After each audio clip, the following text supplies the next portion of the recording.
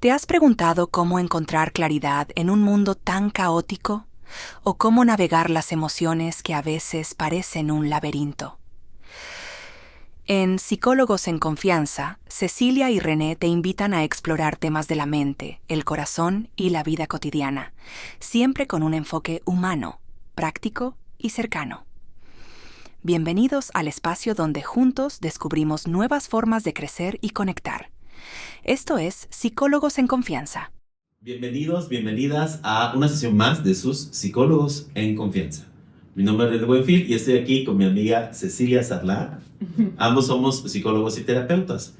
Quédate en este episodio si tú sientes que últimamente has estado viviendo con muchos pensamientos intrusivos de carácter negativo, si últimamente has sentido un estado de alerta constante y te cuesta mucho trabajo relajarte, has tenido mucha irritabilidad, probablemente tienes ansiedad. Eso es lo que vamos a explorar el día de hoy. Hola Ceci. Hola René, saludos a todos y a todas los que nos escuchan. Feliz de estar en este nuevo episodio de nuestro podcast con un tema que a mí me han pedido mucho, ¿no? A mí me han pedido mucho hablar sobre ansiedad y es algo que luego mucha gente habla sobre la ansiedad y se autodiagnostica y luego, ¿no?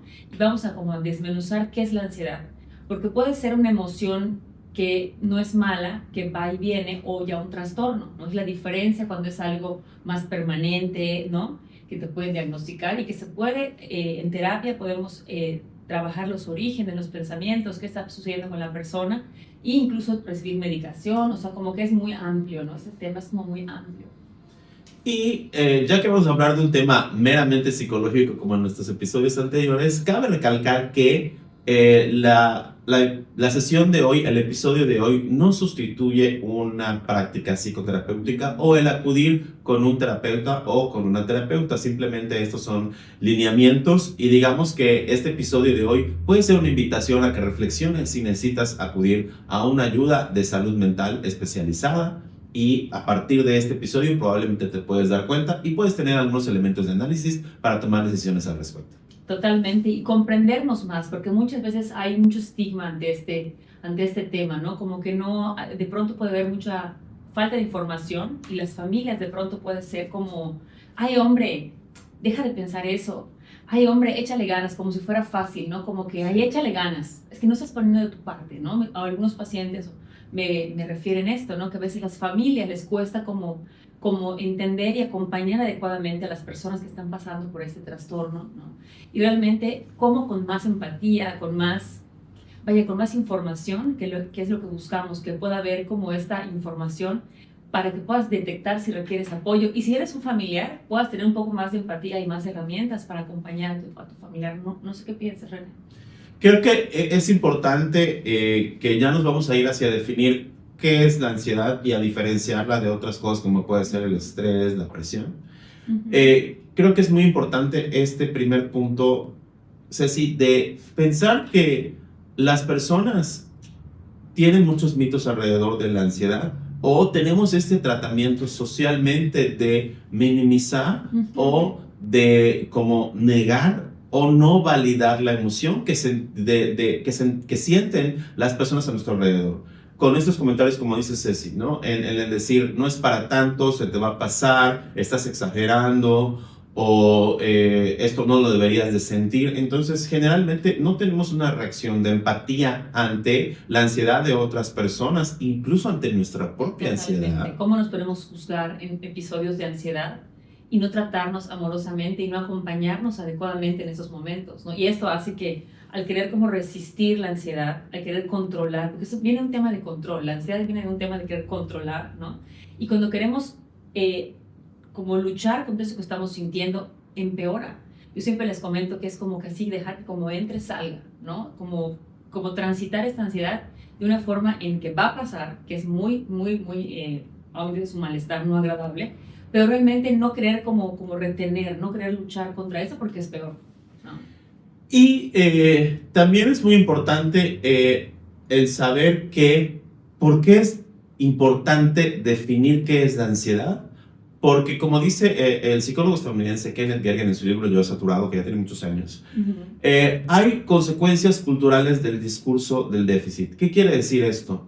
Que este discurso de la ansiedad, sobre todo a partir de la pandemia, ha pasado a estar en boca de todos. Ha salido del dominio específico de profesionales de la salud mental, de psicólogos, psicólogas y psiquiatras, a estar en boca de todos, a estar en boca de la familia, a estar en boca de las infancias, a estar en boca de las personas de la tercera edad, de todas profesiones. Y pues puede ser que las personas dentro de nuestro gremio, Ceci, los psicólogos, las psicólogas, puedan decir, pues es que las personas quizás están diciendo que tienen ansiedad, pero no la tienen, o es que las personas están haciendo un mal uso de este término de ansiedad, y eso a nuestra comunidad nos puede preocupar un poco, pero más bien estas preocupaciones son un punto, pero también es importante el hecho de que las personas estamos avanzando en el tema de salud mental cuando estamos tomando estas palabras, tomando estas definiciones y diciendo, quizás eso es algo que a mí me está pasando. Entonces, eso es un avance para desmitificar, para volver un poquito más cotidiano los temas de salud mental y para saber que le puedo nombrar estas cosas que estoy sintiendo y que puedo hacer algo al respecto. Totalmente, René, y como que hablas de desmitificar, que es importante, y también como no autodiagnosticarnos, automedicarnos, ¿no? Y realmente, ahorita que tenemos ChatGPT, tenemos Google. Así es, ¿no? Como que podemos caer en esto. Y realmente la ansiedad no se va, ¿no? La ansiedad se puede tratar, no nos curamos de cuando tenemos un trastorno de ansiedad. Realmente es como aprender a vivir con ella, aprender a que algo nos quiere decir, es una invitación al cambio. Algo está sucediendo en nuestra vida, algo no estamos gestionando bien, algún pensamiento tenemos que nos está llevando a una sobreexigencia, a un perfeccionismo, o la ansiedad es como estos miedos que pueden ser irracionales al futuro, ¿no? Como que como dice Gabriel, nuestro productor, es este miedo al futuro, o vivir constantemente en el futuro. Siempre es como en el aquí y el ahora, regresar al aquí y al ahora, en este momento nada está pasando, ¿no? Es como que tuviéramos, la mente de pronto no sabe discernir de un miedo real a un miedo imaginario. Si yo estoy pensando que viene un león y que tengo que correr, para eso nos sirve la ansiedad, para que si viene un evento estresante, tengamos que estar como en marcha, en alerta, ¿no? Si hay un examen importante, pues te pones ansioso y es como que te va a llevar a estudiar, a prepararte, ¿no? Pero debe ser una emoción que se va, ¿no? O debería de ser, ¿no? Cuando es algo bien manejado. Temporal, que es transita. Temporal, exacto, que no es un trastorno. O cuando tenemos que hablar una charla en público, claro que da ansiedad, pero se debe de terminar esa emoción cuando se acaba el evento estresante, ¿no? Pero ¿qué pasa con los miedos irracionales, René? ¿Qué pasa cuando estamos en el futuro, o esos miedos que no nos dejan, ¿no? No nos dejan estar tranquilos?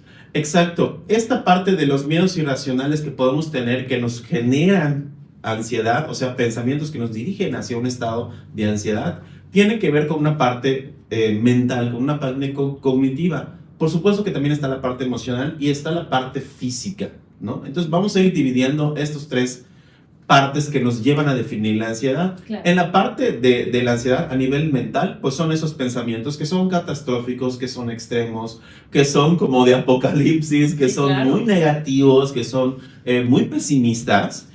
Y que al estar constantemente en nuestra cabeza y estarnos rumiando o no poder dejar de pensar en las mismas cosas todo el tiempo, es lo que nos conduce a un estado de ansiedad que tiene que ver, como decíamos, en la parte corporal.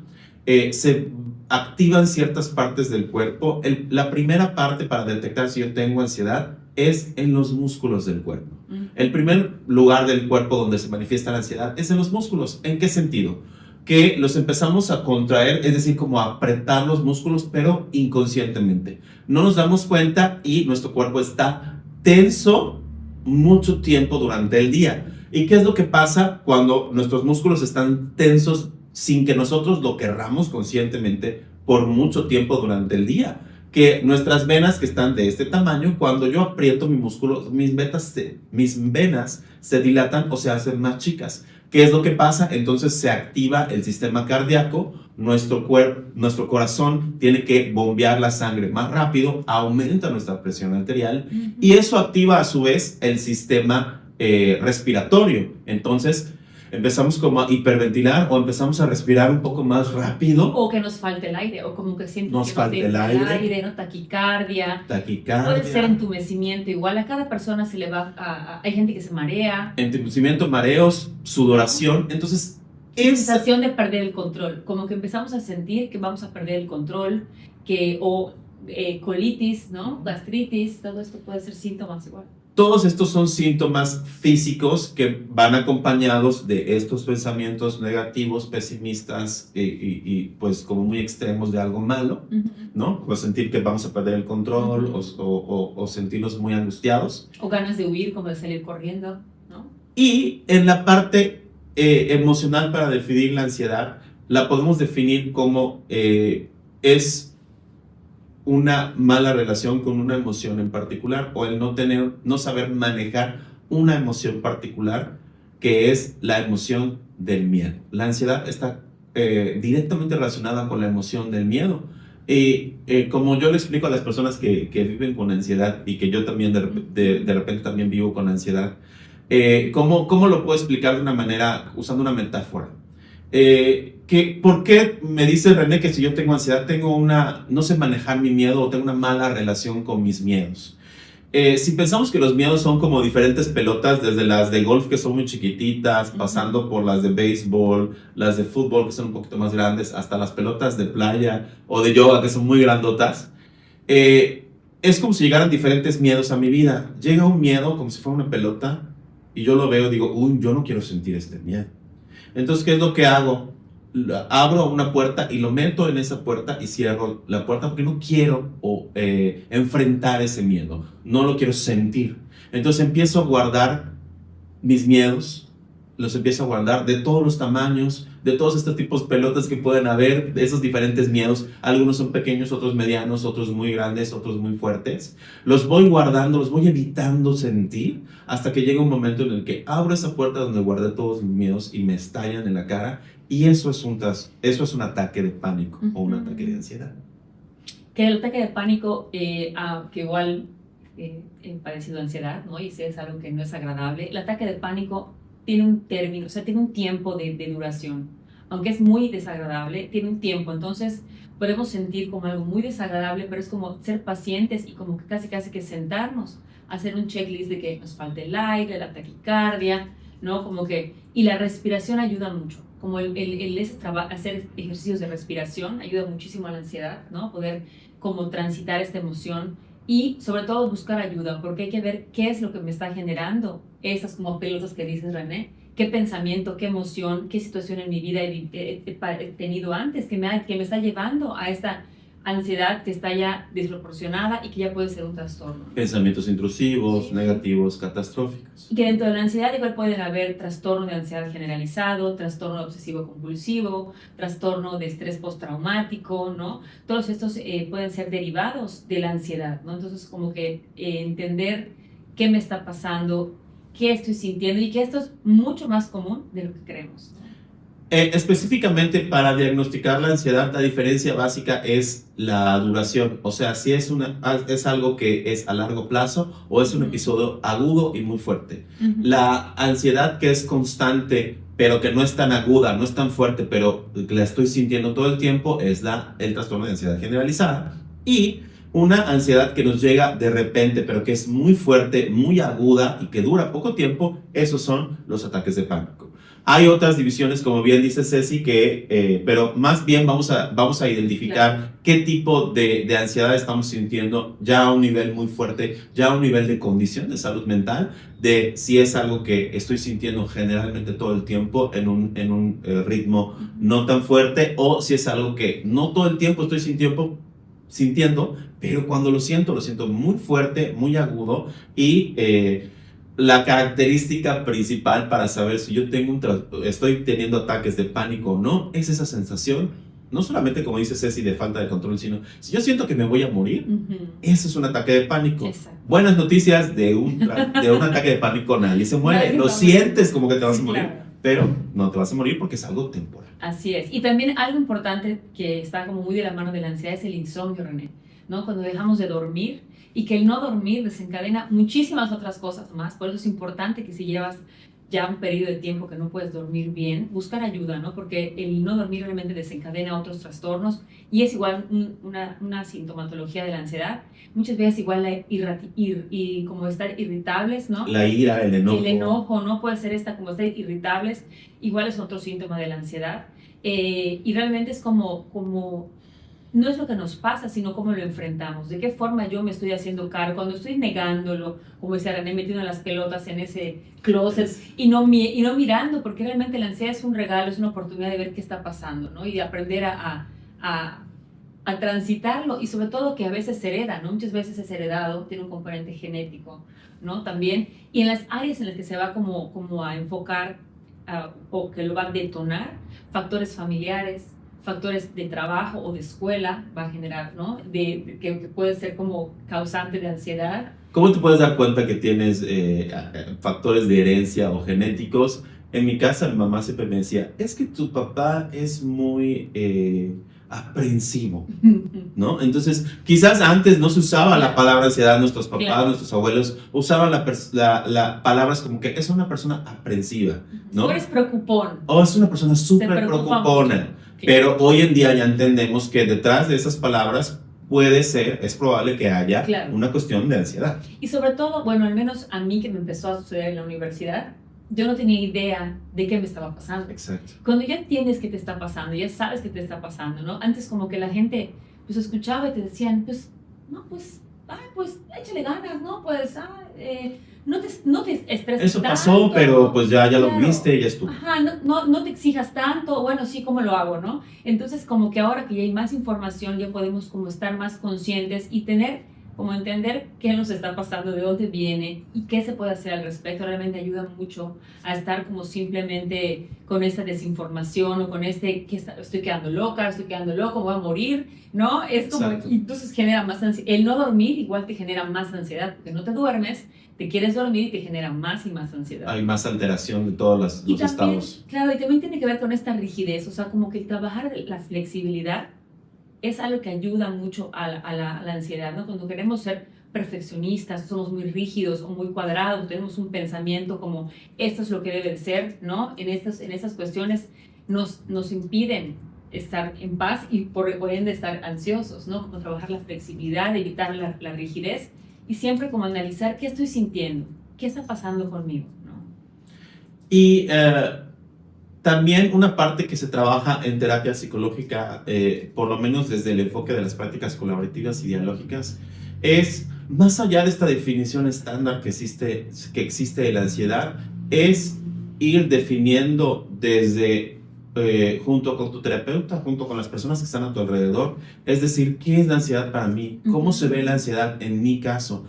Cada ansiedad es diferente y tiene diferentes componentes y en diferentes gravedades o en diferentes niveles, ¿no? Entonces es muy importante el ir trabajando junto con la gente que te rodea, específicamente ya con una profesional de la salud mental, el ir diciendo, más allá de una definición estándar, de una definición del libro, en mi caso, eso se siente así, esto se vive de esta manera, esto me generó tal cosa. Entonces, el ir construyendo un lenguaje local con las personas importantes para decir, para mí la ansiedad es esto, también tiene un punto muy importante, sobre todo, como dice Ceci, cuando uno le pone nombre a lo que está pasando, cuando uno bautiza o nombra lo que está sintiendo, entonces uno puede hacer algo al respecto.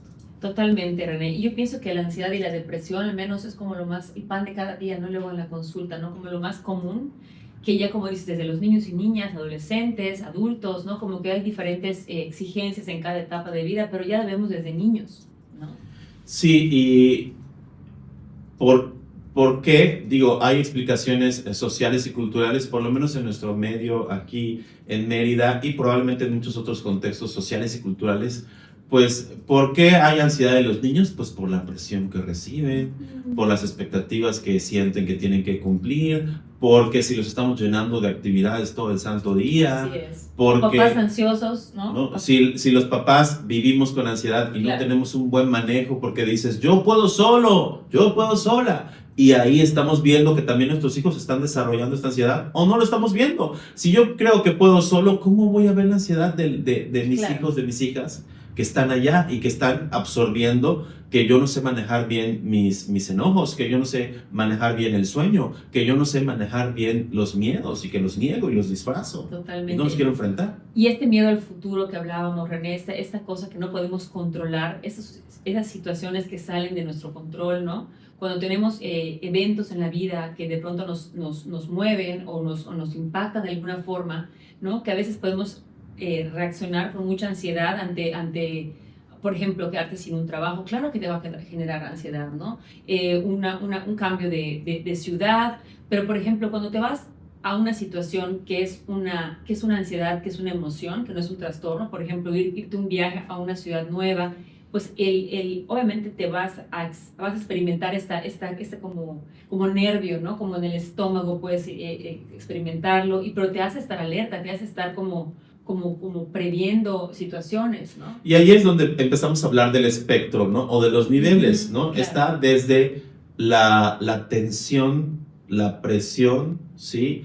Muchas veces se habla del estrés, que es un factor muy fuerte, y la ansiedad sería como ya la parte más, como si fuera un semáforo, sería la parte en rojo, ¿no? Pero hay otras partes por abajo, está el amarillo y está el verde, ¿no? Entonces, van habiendo en la vida cosas que se pueden quedar simplemente como una presión, que no llegan a ansiedad. Pueden haber cosas que se están viviendo como un estado de estrés, pero que no se transforman en ansiedad. Entonces tenemos que ir dividiendo estas cosas, qué tanto están teniendo consecuencias sobre nuestro cuerpo, sobre nuestra salud mental, para ir evaluando y tomando decisiones a partir de esto. Por supuesto, y como decíamos, no todo el mundo lo experimenta igual. Es importante como definir, como dicen, es que estoy muy ansiosa. Bueno, ¿qué es para ti estar ansiosa? ¿Cómo lo vives tú?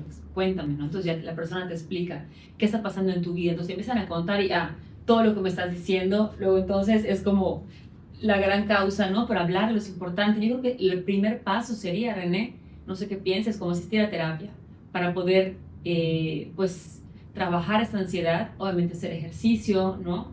Ejercicios de respiración, y también, pues, ya se puede identificar si hay que tener un tratamiento farmacológico, ¿no? O únicamente con la terapia, porque como dijimos, para cada persona lo va a experimentar diferente y habrán como niveles de qué se tiene que hacer en cada caso, ¿no? Y si tenemos prejuicios alrededor de la salud mental, eso se traduce en quizás a algunas personas les cueste más trabajo venir con nosotros, psicólogos, psicólogas. Claro. Pero quizás también del lado de la psiquiatría podemos tener muchos mitos y mucho estigma alrededor del tratamiento psiquiátrico y del tratamiento psiquiátrico y farmacológico. Entonces, en ese sentido, las investigaciones de salud mental nos dicen que las personas que siguen un tratamiento de terapia psicológica llegan hasta este nivel.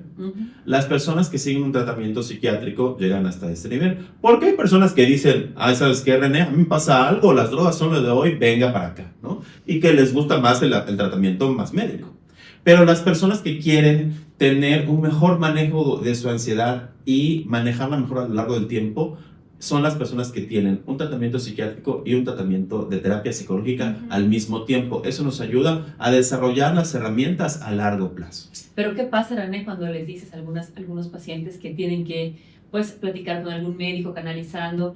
¿Y qué pasa cuando las familias de pronto brincan o de pronto hay mucha negación, mucha resistencia como que hay a veces esta percepción de falla, de no estoy pudiendo sola, no estoy saliendo adelante, y como que muchas veces lo leen como algo muy negativo, cuando realmente, siempre les doy el ejemplo de cuando alguien tiene diabetes, tiene que ir al médico y tomar alguna medicina, o alguien es hipertenso y tiene que tomar una medicina de por vida. Nadie juzga, nadie lo ve mal, nadie dice, no voy a decir que tomo esta medicina. No hay mucho estigma. Entonces, ¿qué pasa cuando hay ansiedad o depresión? Que realmente es algo que no se dice, que no lo voy a comentar con nadie, ¿no? Como que es mal visto. Y realmente creo que tenemos que empezar a quitarnos esos estigmas, ¿no? A normalizar más el tratamiento que tú requieras y no verlo como algo negativo, sino al contrario, no verlo como un bastón, algo que vas a necesitar el tiempo que tú lo requieras y que va a ser para tu bien, ¿no? No sé qué piensas. Sí, yo lo que le digo a las personas en el consultorio de terapia en temas de ansiedad y en temas de salud mental en general es, de entrada, yo tengo un enfoque particular, producto de la formación que yo tengo en terapias o en prácticas colaborativas y dialógicas, que es el enfoque antipsiquiátrico. ¿Qué significa el enfoque antipsiquiátrico? No es estar en contra de los psiquiatras y las psiquiatras. Es el tratamiento psiquiátrico farmacológico como el último recurso, en la menor dosis posible y por el menor tiempo posible. Total. Ese es un enfoque particular mío, desde donde yo tengo el entrenamiento como psicólogo, como terapeuta, pero hay personas que pueden preferir ir directamente con un tratamiento psiquiátrico, que no tienen ningún problema al respecto de esto. Pero ¿sabes qué, Ceci? Es muy importante que hablemos en la parte psiquiátrica, aunque nosotros no somos ni doctores ni psiquiatras. Es decir, ¿qué hay que aclarar al respecto de esto de manera básica? Un punto número uno es, las personas pueden tener miedo al tratamiento psiquiátrico. Uno de los mitos muy frecuentes es pensar, es que me voy a volver adicto o dependiente del medicamento psiquiátrico. Entonces, hay que saber que, por lo menos en mi caso, Ceci, yo intento referir o canalizar a las personas que van a ir a un tratamiento psiquiátrico, no con cualquier persona. ¿Por qué? Porque quizás pueden caer con uno de esos psiquiatras que yo considero como de la vieja guardia, uno de esos psiquiatras que estaban acostumbrados a recetar de, te doy el medicamento más potente, más duro y que peor te deja y de ahí le voy bajando. Y psiquiatras que quizás por su formación o por los años de experiencia que tienen, piensan que la medicina o la parte biológica es lo más importante y desprecian o consideran que todas las otras cosas no son importantes y que lo único que tiene que seguir la persona son las pastillas, ¿no? Y que quizás son personas que tienen un enfoque de la ansiedad como un poco desactualizado, porque son personas que salieron hace muchos años de la especialidad.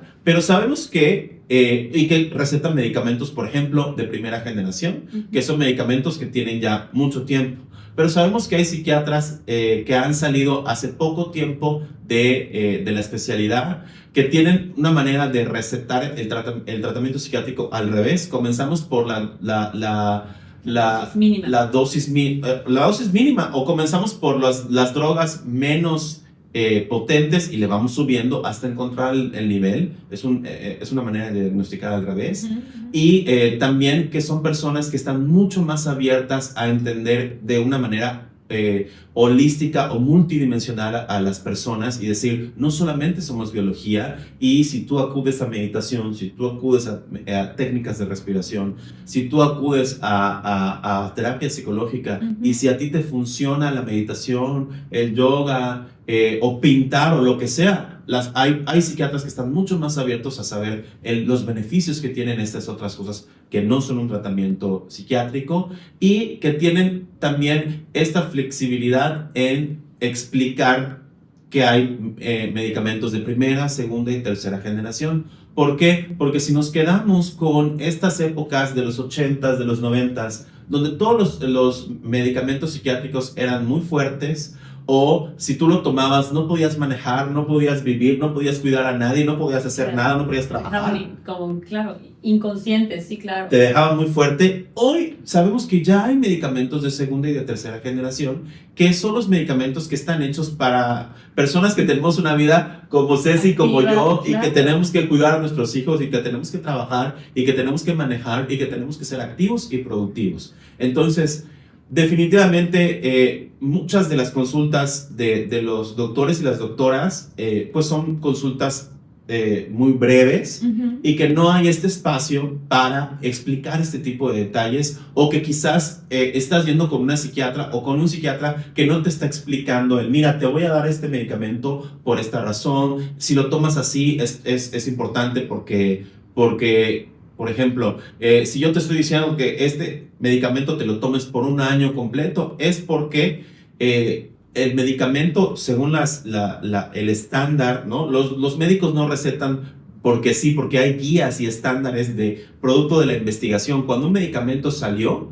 pues se hizo una investigación de saber en cuánto tiempo se logra el mayor efecto en el cuerpo de las personas. Entonces, si un psiquiatra te está recetando un medicamento psiquiátrico por un periodo de un año, es porque hay una investigación científica que respalda el por qué lo tienes que tomar por un año para obtener los mejores resultados. Entonces, quizás en espacios médicos que son muy breves, no hay tiempo de dar todas estas explicaciones, pero por eso estamos aquí en este episodio. Totalmente. Para compartir esta información. Claro, y también como esta parte yo les platico, ¿no? El síntoma o lo que va farmacológicamente a impactarte es como la punta del iceberg. Todo lo que está abajo del iceberg son todas estas cuestiones de historia de vida, de todos tus pensamientos, de todo tu manejo de emociones, todas las cosas que has metido, como decía René, a ese closet, que no has querido mirar. Y realmente en terapia se puede trabajar, ¿no? Por supuesto que hay médicos que que son más humanistas, que son más, trabajan más enfocados en estas nuevas formas de la medicina, ¿no? Que son que buscan un acompañamiento psicológico a la par, que buscan medicinas no tan fuertes, ¿no? Con dosis más leves y buscando cuál es porque a veces sí se requiere un medicamento. Biológicamente a veces sí se requiere un medicamento que muchas veces se puede salir con terapia y con todas esas ayudas de ejercicio y respiración y toda esta cuestión que manejamos. Y también la medicina alternativa, yo a veces la recomiendo, ¿no? La homeopatía, las flores de Bach, el biomagnetismo, todas esas cuestiones que a mí me han funcionado y me gustan, ¿no? Que habrá gente que les funciona y habrá gente que no. Exacto. ¿No? Entonces, como explorar opciones, ¿no? Y para personas que sí tienen como mucha reserva y mucho miedo, quizás han tenido malas experiencias en el contexto psiquiátrico, Claro. Les digo, mira, que tú vayas con de entrada yo te voy a recomendar con un psiquiatra o con una psiquiatra que yo trabajo con esas personas, que tengo una comunicación directa y confío en estos profesionales, sé que son profesionales humanos. Y dos, que tú vayas a una consulta psiquiátrica y que salgas con una receta en la mano, no quiere decir que si tú no estás convencido o convencida de este medicamento lo tengas que tomar. Puedes hacer tu propia investigación, puedes pedir otras opiniones. Así como cuando vienen a terapia, no necesariamente porque vengas a terapia, todo lo que nosotros te propongamos lo tienes que hacer. Tú decides. Exacto. Oye, Ceci me está proponiendo A, B, C. A mí me late irme por la opción C. Entonces es lo mismo también en todas las opciones de cuidado que podemos tener para manejar mejor nuestra ansiedad. Claro, y es un trabajo interdisciplinario, ¿no? Al igual que tú, René, igual yo tengo como psiquiatras de confianza, médicos internistas de confianza, neurólogos con los que yo sé que van a hacer de esta forma con que trabajamos en conjunto, y como que igual me refieren igual pacientes, ¿no? En cuestión de que hay una comprensión de esta necesidad de trabajar a la par, ¿no? Yo creo que es importante como realmente este tema que es tan común, tan frecuente, que podamos como enfrentarnos a él, ¿no? De que cambiamos este chip de verlo como algo negativo, de verlo como algo malo, ¿no? Y de qué forma poder atravesar esto sin que llegue a escalar, ¿no? Porque empieza a escalar si no lo atiendes, ¿no? Y regresando un poco a ti, regresando en primera persona, para ti que quizás estás pensando si tienes ansiedad, si tienes esta condición de salud mental o no, creo que a veces no nos damos cuenta o no podemos ver que hay cosas que le pueden ocasionar ansiedad a mi vecino y a mí no. Exacto. Entonces, como que las razones detrás de la ansiedad no tienen por qué ser las mismas.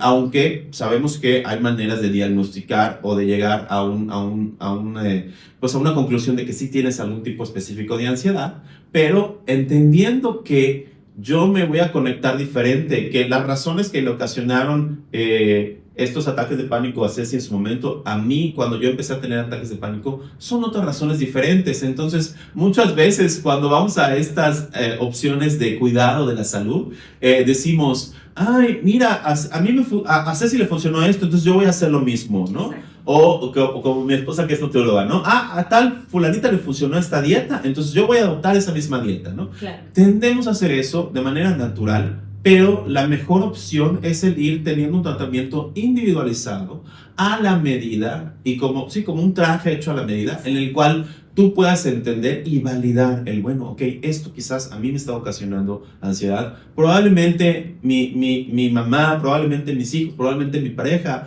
probablemente mis compañeros de trabajo piensen que estos motivos a ellos no les están produciendo ansiedad. Claro. Se respeta, pero a mí sí me están produciendo ansiedad. Entonces es un proceso en el empezar a trabajar y en el reconocer que me están generando ansiedad, el validar estos motivos que yo estoy descubriendo y que probablemente si no he descubierto cuáles son estos motivos detrás de la ansiedad tan fuerte y tan grave que tengo, pues el acudir a psicoterapia me puede ayudar a darle más luz a todas estas razones. Y también como que la ansiedad nos puede llevar a mirarnos y a priorizarnos de qué está pasando, y también nos puede invitar a poner límites. Porque ¿qué pasa cuando hay situaciones, por ejemplo, en la familia, ¿no? Que si de pronto tu mamá te habla todos los días en la noche para decirte que tu papá está tomando, o cualquier situación familiar que te genera ansiedad, pues que casi no pasa. Que casi no pasa, claro, pero si eso ya cuando llega la noche, ya la persona ya está esperando esa llamada y ya está con el malestar, empiezan los síntomas de la ansiedad. Entonces, ¿qué está pasando? ¿Qué estoy sintiendo? Entonces, poner límites a las familias, a las personas que nos rodean, que de pronto pueden ser detonadores de ansiedad, de esta cuestión que de pronto normalizamos. Ay, hombre, es que es tu mamá, tienes que escuchar siempre, ¿no? Y que nos lleva a decir, oye, ¿sabes qué? A esta hora ya no me llames, o te voy a pedir que por favor no me digas diario esa situación, ¿no? Familiar, porque es algo que realmente no puedo resolver, no está en tus manos, y que te lleva a poner límites. O qué pasa con esa sobreexigencia que de pronto nos damos, o este perfeccionismo que nos lleva a tener conductas donde estamos sintiéndonos con mucha presión y que nos llevan a un trastorno de ansiedad. Es importante. Por ejemplo, decir ejemplos. Por decir ejemplos que me hizo pensar en personas específicas en el consultorio, es decir, porque al final, en este entendimiento, en estas brechas generacionales, quizás lo que se entendía de una manera, o lo que, por ejemplo, nuestros papás, nuestros abuelos no están viendo como ansiedad, nosotros sí lo vemos. Claro. Porque nosotros estamos ahora sí que rompiendo este trauma generacional alrededor de la ansiedad. Y quizás nuestros papás todavía no están listos o no quieren aceptar que están viviendo ansiedad y que han vivido toda su vida de esa manera, y no quieren cambiar o modificar o hacer algo al respecto, porque si no lo aceptas no lo vas a querer cambiar. Pero sí puedes poner, como dice Ceci, estos límites en el sentido, y ser muy claro o muy clara en el sentido de que, mira, mamá, esto me genera ansiedad. Yo sé que tú tienes ansiedad por esto que está pasando, pero si yo estoy aprendiendo a manejar mi ansiedad, creo que en este momento estoy eligiendo, pues, no estarme contactando con este tipo de noticias o con este tipo de peticiones, o que me cuentes cierto tipo de cosas. Yo ahorita no puedo o no quiero pues quedarme con eso porque sé que me va a hacer mal, entonces te pido que respetes eso. Y también cuidar los contenidos que consumimos, ¿no? En los medios de comunicación. Por ejemplo, yo les digo a mis pacientes, no veas noticias, ¿no? Evita ver noticias antes de dormir, porque te quedas con esa información y luego tienes insomnio o pesadillas, ¿no? Como cuidar que lo que consumas sean información que te sume y no que te reste, ¿no? Y también rodearnos de personas que nos sumen, René, y que no nos estén generando ansiedad, o que no nos estén, ¿no?, contagiando estas cuestiones de que dices, oye, están aportando a mi vida, soy un basurero emocional de todos los que me rodean, ¿qué está pasando, no?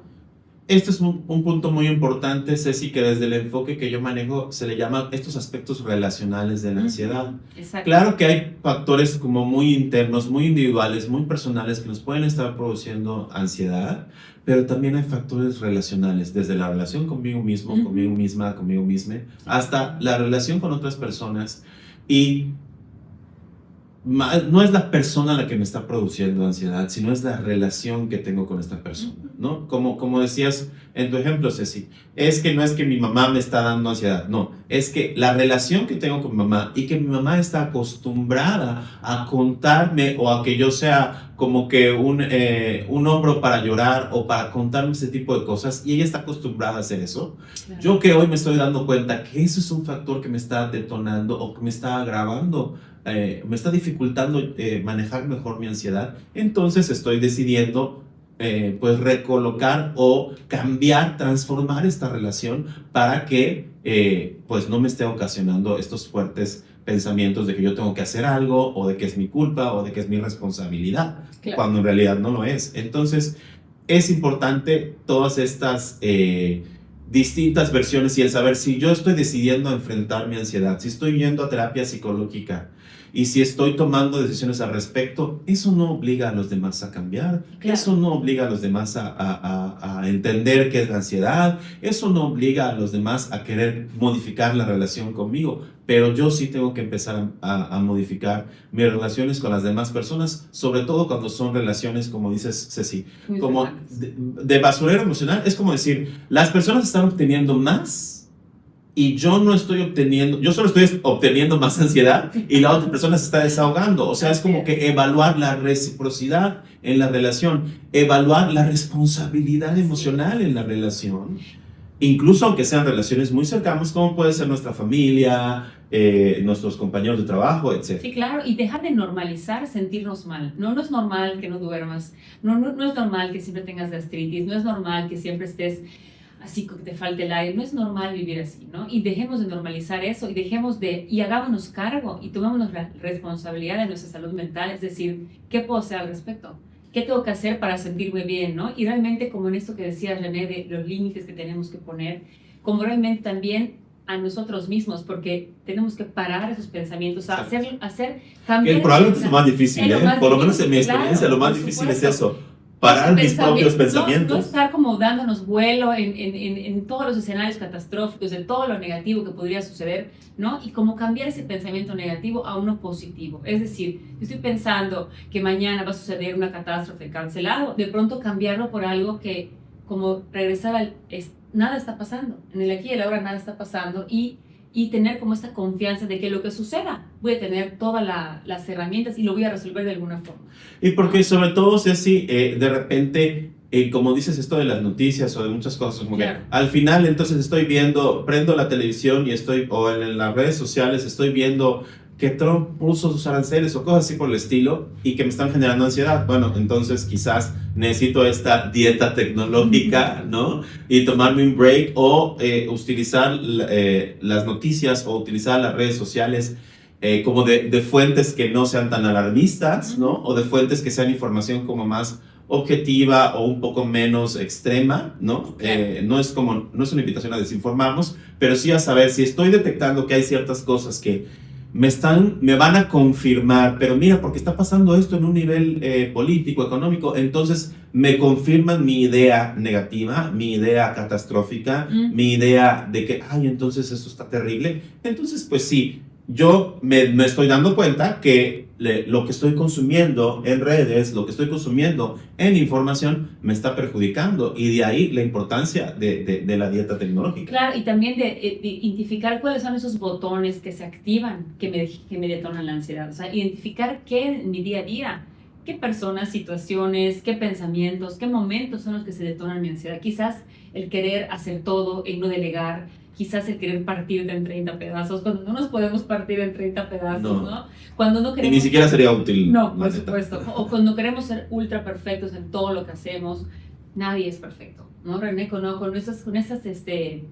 este vivir más relajados, aprender a fluir, aprender a soltar el control, que se dice muy fácil, pero que es un trabajo de como los alcohólicos, solo por hoy voy a fluir, solo por hoy voy a relajarme y tener como estar más obviamente hacer todo lo que esté de tu parte, ¿no? No estamos diciendo que no hagan nada, que no se preparen, que no tomen, no. O sea, que hagan todo lo que esté en tus manos para tener un buen resultado de las cosas que haces, y las cosas que no están en nuestro control, pues aprender a soltar y a relajarnos, ¿no? Porque eso nos lleva a tener como que esa sensación de paz y estar un poco más equilibrados y no estar viviendo constantemente con esta angustia, que es lo que ya no es sano y nos lleva a ataques de pánico, ¿no?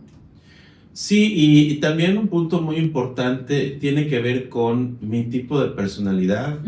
Y tiene que ver, por ejemplo, con, como ya decía por allá, Ceci, en otros episodios que lo pueden ir a ver por allá, el ser una persona, por ejemplo, en mi caso, que me considero un complaciente en recuperación, ¿no? Una persona complaciente, o sea, una persona que pone a todos los demás primero y que se pone de último, o que no se cuenta a sí mismo o a sí misma, pues es una persona que va a vivir en la angustia, va a vivir en la ansiedad. Claro. ¿Por qué? Pues porque porque siento que mi estabilidad o que mi deber ser tiene que ver con estar haciendo que las otras personas estén bien, que las otras personas se sientan bien, que las otras personas me quieran, que las otras personas estén a gusto, que las otras personas me aprueben. Entonces estoy muy desde dándole el control a otras personas sobre mi salud mental, sobre si mi día va a estar bien o va a estar mal, sobre mi estado de ánimo. Entonces casi tengo que regresarme a mí mismo o a mí misma, claro, la llave de mi propia salud mental, y el decir, es que tuve un pleito con Ceci y eso me detonó la ansiedad, entonces Ceci me hace mal. Bueno, más bien, ¿cómo está mi relación con Ceci? ¿Y qué tengo que modificar de esa relación? Si esas cuestiones se pueden modificar o no. Claro. Ya hablaremos en otras futuras ocasiones del narcisismo o de otras condiciones donde está más difícil modificar las cosas.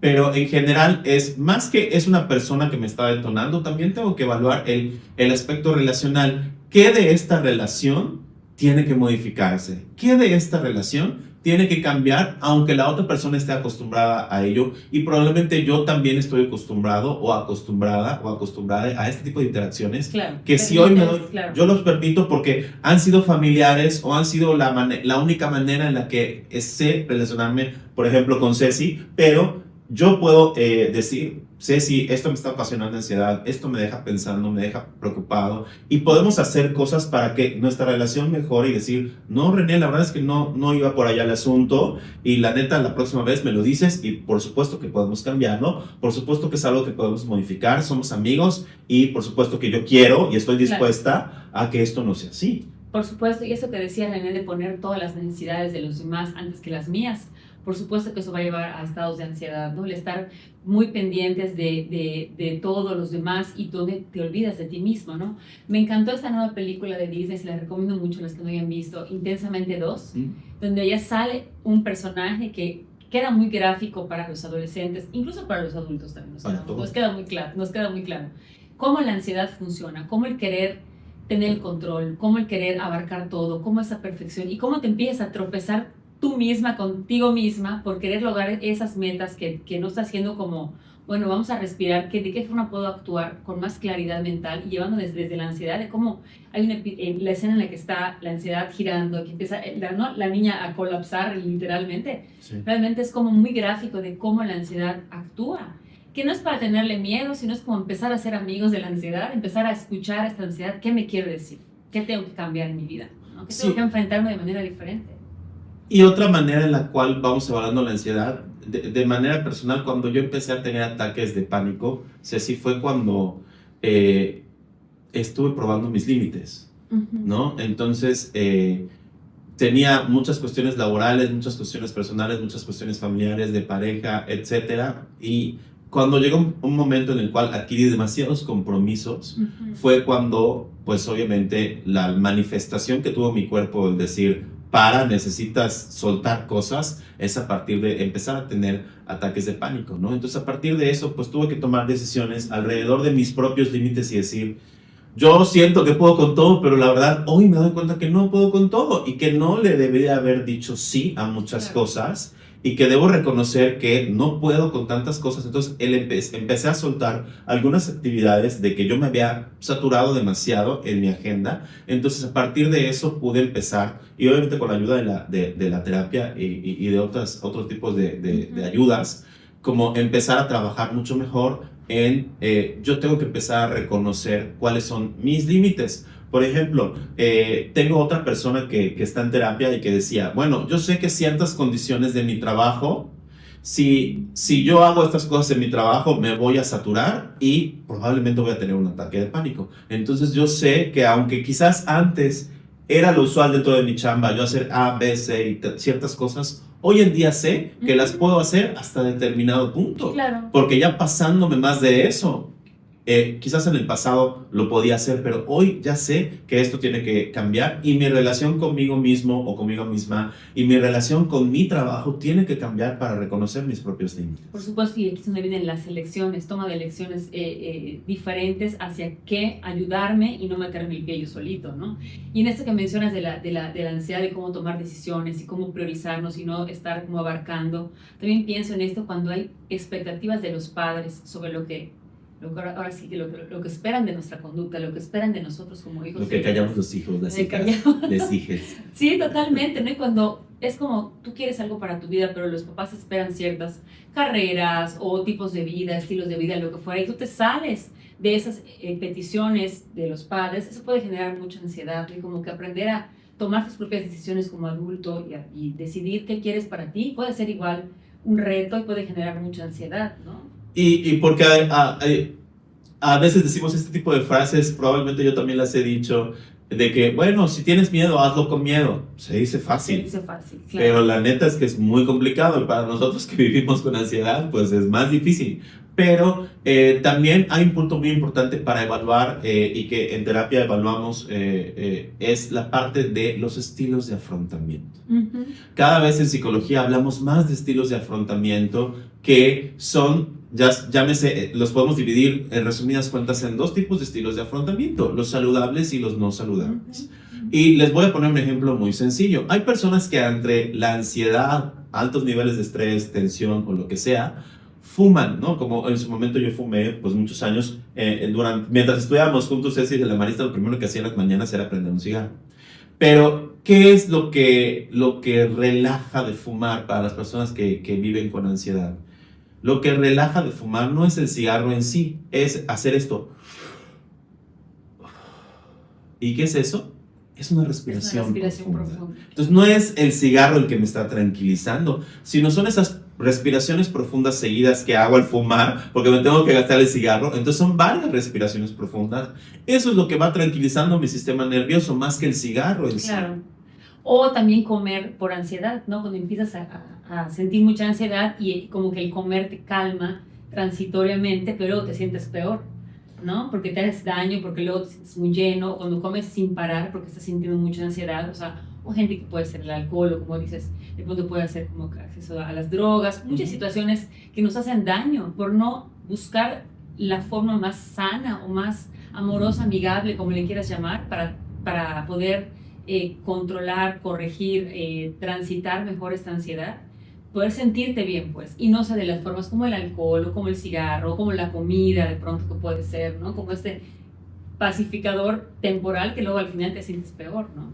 Y en estos estilos de afrontamiento que son saludables o que no son saludables, también viene un poco el evaluar dentro de la ansiedad, el cómo voy a ir manejando mejor estas situaciones, o si quiero manejar mejor el miedo, tengo que aprender cuál es la reacción que estoy teniendo, ¿no? Ante la ansiedad tiendo a huir, tiendo a pelear, tiendo a paralizarme, o tiendo a ser mucho más sumiso y alabar a todo el mundo para salvarme de la situación. Cualquiera de estas respuestas que son naturales ante la ansiedad, yo tengo que aprender a conocerme, cuáles son estas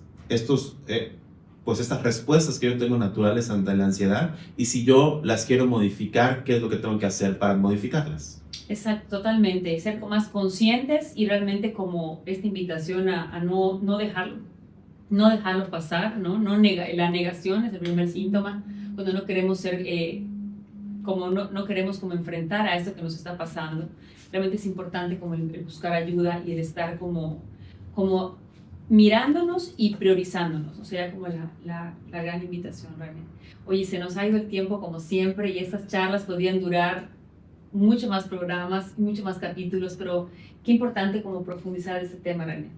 Y qué importante, para ir cerrando este tema, Ceci, el entender que así como hay unas decisiones en cuanto a otros tipos de tratamientos, específicamente en el tratamiento o en la parte psicológica de la terapia de la ansiedad, tiene que ver, por lo menos el trabajo que yo hago de manera personal con las personas que viven con ansiedad como yo, es la parte de desarrollar herramientas psicológicas que son particulares para mí dentro de este tratamiento personalizado. Es decir, si la metáfora es una caja de herramientas, yo tengo que abrir esa caja de herramientas psicológicas y emocionales para enfrentar la ansiedad y saber que tengo herramientas allá que hoy me sirven para enfrentar la ansiedad, que si las agarro me van a servir para enfrentar la ansiedad. Exacto. Que hay otras herramientas dentro de esa caja que antes quizás me servían para enfrentar mi ansiedad, pero que hoy ya no son útiles, y que tengo que sacar de esa caja de herramientas, y que hay otras herramientas que hoy no tengo en mi caja de herramientas emocionales y psicológicas para enfrentar a la ansiedad,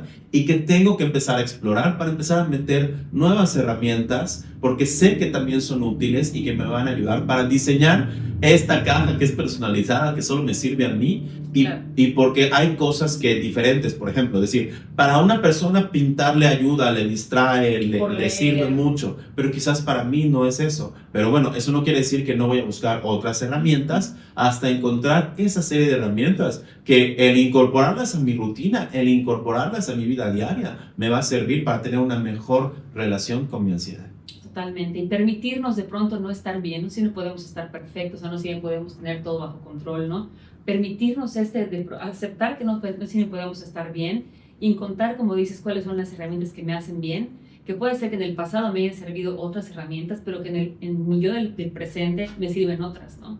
Y explorar, encontrarlas y trabajar mucho con mis pensamientos, con mi forma de estar, y trabajar siempre en sentirme bien y en ser mejor persona y buscar ayuda. Serían como los grandes recomendaciones desde personas que somos ansiosos también, ¿no? Ansiosas, y pues que podemos empatizar mucho con esto que nos comparten en consulta, ¿no? Y si la ansiedad se vuelve una condición de vida, entonces tenemos que aprender a tener un mejor manejo, ¿no? Entonces, para trabajar con el perfeccionismo es cambiar la palabra control por la palabra manejo o gestión de la ansiedad. Entonces, el pensar, es que mi ansiedad la tengo que controlar.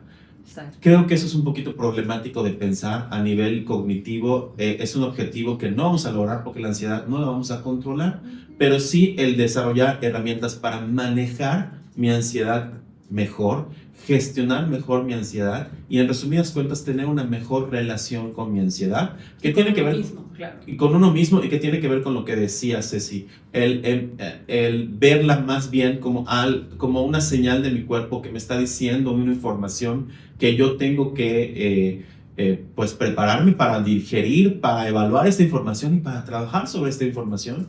Si hoy no estoy preparado o preparada para enfrentar estos temas que me están produciendo ansiedad, entonces me tengo que fortalecer emocionalmente para en un futuro que idealmente cercano poder empezar a enfrentarme con estos demonios o con estas cosas de mi personalidad o de mi pasado o de mis traumas o de mi carácter que tengo que empezar a manejar de manera distinta. Así es, René, pues qué gran tema. Siento que es algo que como que te digo, ha sido muy pedido, muy solicitado hablar de la ansiedad y que esperemos que pueda servir, que pueda ser útil lo que le estamos compartiendo, ¿no? Y como les decía, buscar ayuda y la música igual ayuda mucho, ¿no? Poner música, hay muchas técnicas y es encontrar cuál es la que a mí me funciona, ¿no? Cómo puedo canalizar estas emociones sin que sean autodestructivas, ¿no? Aprender a como canalizar sin hacerme daño, ¿no? Yo creo que es como seguir en este proceso.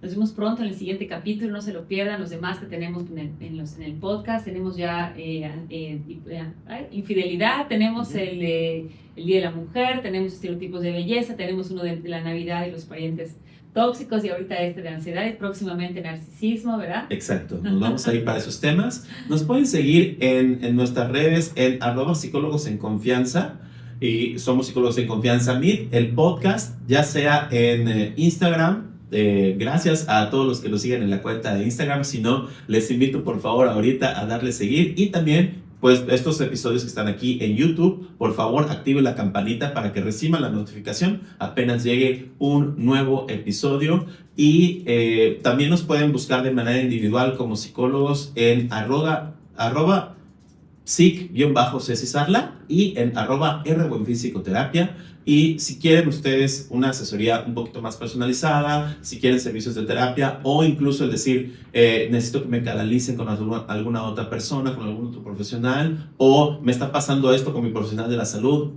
y pedir alguna opinión al respecto, estamos para servirles y que este espacio de Psicólogos en Confianza vaya creciendo. Denle like a este episodio, compártanlo con todas esas personas que ustedes saben que han tenido ansiedad, que desde la pandemia, pues Ceci y yo hemos tenido muchas personas en el consultorio cada vez más con ansiedad y compártelo con esas personas de tu casa, de tus seres queridos, de tu familia, que tú pues sospechas o que sabes que están pasando por momentos difíciles y de crisis. Y también que nos escriban para que nos comenten de qué temas quisieran que platiquemos René y yo aquí en el podcast. Estamos abiertas a escucharles y a tener como esos espacios para ustedes. Y pues un honor colaborar, contribuir, René, como siempre un gusto coincidir. Sí, estas pláticas las espero, son algo que me alimenta mucho el alma y quién mejor que contigo para hacer eso. Gracias René por compartir. Realmente igual me piden mucho pacientes o a mis alumnos de la Marista que me dicen, ¿cuándo va a haber otro capítulo? Entonces, ante esas, esperemos estar más tiempo más con ustedes, pero bueno, por ahora estaremos una vez al mes y les iremos informando de todo lo que venga en este canal. Gracias. Nos vemos.